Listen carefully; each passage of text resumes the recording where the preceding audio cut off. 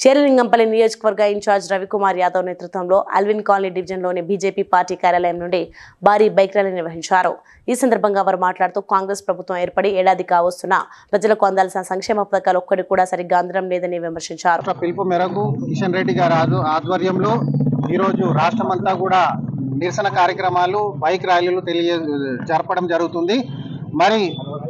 మరి ముఖ్యంగా మన కాన్స్టిట్యూన్సీకి వచ్చే వరకు మీ అందరికి తెలుసు, మరి భారతీయ జనతా పార్టీ మేమందరం కూడా 3-4 సంవత్సరాలు ప్రతి డోర్ టు డోర్ పోయి టీఆర్ఎస్ పార్టీ ఇచ్చినటువంటి హామీలు వాళ్ళ వైఫల్యాలు అన్నీ కూడా డోర్ టు డోర్ పోయి చెప్పడం జరిగింది. కాకపోతే మరి రాష్ట్రమంతా కూడా మరి కాంగ్రెస్ ప్రభుత్వం రావడం జరిగింది. మరి వీళ్ళు 6 గ్యారంటీలు అని చెప్పి 66 అబద్ధాలతో ఈరోజు ఏ పని కూడా సంవత్సరం అయ్యింది, ఈ రోజు వరకు కూడా ఏ హామీ రాలేదని చెప్పి నేను తెలియజేస్తున్నా. మరీ ముఖ్యంగా రైతు కూలీ కూడా ఇచ్చిన పాపాన పోలేదు.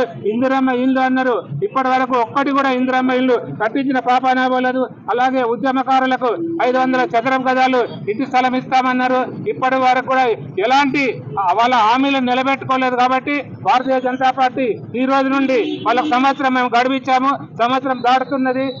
సోనియా గాంధీ సంతకంతో విడుదల చేసిన హామీలు కూడా ఒక్కటి నెరవేర్చినందుకు భారతీయ జనతా పార్టీ ఇప్పటి నుంచి తప్పకుండా ప్రజాపక్షాల నుంచి. Please like and share, subscribe to BCN Telugu News. Please like, share and subscribe to BCN Telugu News.